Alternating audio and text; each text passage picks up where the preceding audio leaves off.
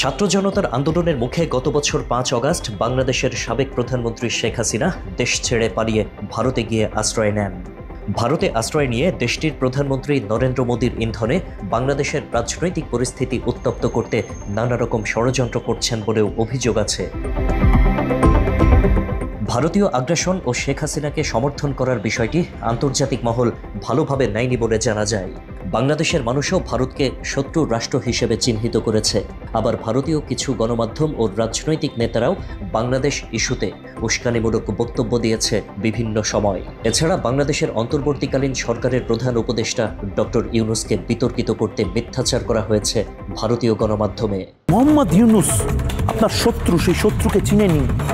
দেউলিয়া হতে চলেছে আপনার দেশ। বাংলাদেশ নিয়ে কথা বলতে হচ্ছে। ইউনূসের যে বদমাইশি, সে বদমাইশি দেখে চুপ থাকা গেল না। বাংলাদেশ প্রসঙ্গে ভারতীয় রাজনৈতিক নেতা শুভেন্দু অধিকারী নানা রকম উস্কানিমূলক বক্তব্য প্রদান করেছে। বিজেপি এই নেতার বক্তব্যে দুই দেশের কূটনৈতিক সম্পর্কে নতুন করে ফাটল ধরাতে পারে বলে ধারণা দেশটির সাধারণ মানুষের। মোল্লা রাজাকারের বাচ্চা, পাকিস্তানের নাতি, এখনো ভারতের তাকত সম্পর্কে জানে না। ভারতবর্ষ ধৈর্যের বাঁধ ভাঙে, ওটা 5-7 ড্রোন পাঠিয়ে দিলেই ওদের কাজ শেষ হয়ে যায়। ওটা যদি কার্গো প্লেন আমাদের এত আছে, আমরা উপরে নিয়ে গিয়ে শুধু ঢাকনাটা খুলে দিই, মোল্লা ইউনূস সহ গোটা ঢাকা চাপা পড়ে। ভারত সরকারের মদতপুষ্ট গণমাধ্যম ও রাজনৈতিক ব্যক্তিদের বক্তব্যে ক্ষুব্ধ হয়ে প্রতিবাদে নেমেছে খোদ ভারতীয়রাই। মাত্র 30% টাকায় জমির মালিক হয়ে নতুন বাংলাদেশের গড়ে তোলার স্বপ্ন দেখা বাংলা বসতি। সম্প্রতি ভারতের কল্যাণী বিধান কৃষি বিশ্ববিদ্যালয়ের নোটিশ বোর্ডে টাঙিয়ে দেয়া হয়েছে মুসলমান ও কুকুরের প্রবেশ নিষেধ।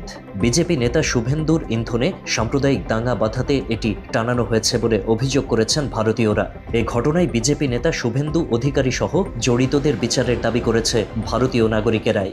ভারতবর্ষের বুকে অসাংবিধানিক এই পোস্টার ছাপিয়ে পোস্টার লাগিয়েছে, তাদের বিরুদ্ধে কড়া থেকে কড়া ব্যবস্থা নিতে হবে। ভারতে বাংলাদেশ ও মুসলমানদের নিয়ে নানা রকম ষড়যন্ত্র দীর্ঘদিনের। তবে অতি সম্প্রতি সময়ে বাংলাদেশ ও মুসলিম প্রসঙ্গে কলকাতার মানুষ শক্ত অবস্থান থেকে প্রতিবাদ শুরু করেছে।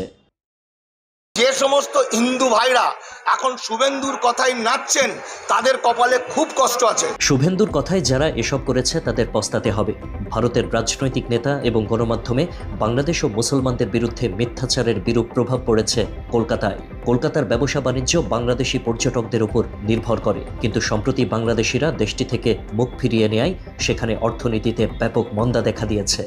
বাংলাদেশের জন্য চলে, যদি বাংলাদেশ আসছে না মানে সবকিছু ধীরে ধীরে বন্ধ হয়ে যাচ্ছে। যেহেতু বাংলাদেশ আসছে না তাই সব বন্ধ হয়ে যাচ্ছে।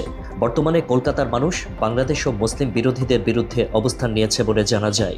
শেখ হাসিনাকে আশ্রয় দিয়ে বাংলাদেশের মানুষের বিরুদ্ধে অবস্থান নেয় মোদির বিরুদ্ধে কথা বলতে শুরু করেছে ভারতীয়রা। তো নরেন্দ্র মোদীকে ইন্টারনেট খুললে দেখা যাবে পৃথিবীর সবচেয়ে বড় সন্ত্রাসবাদী।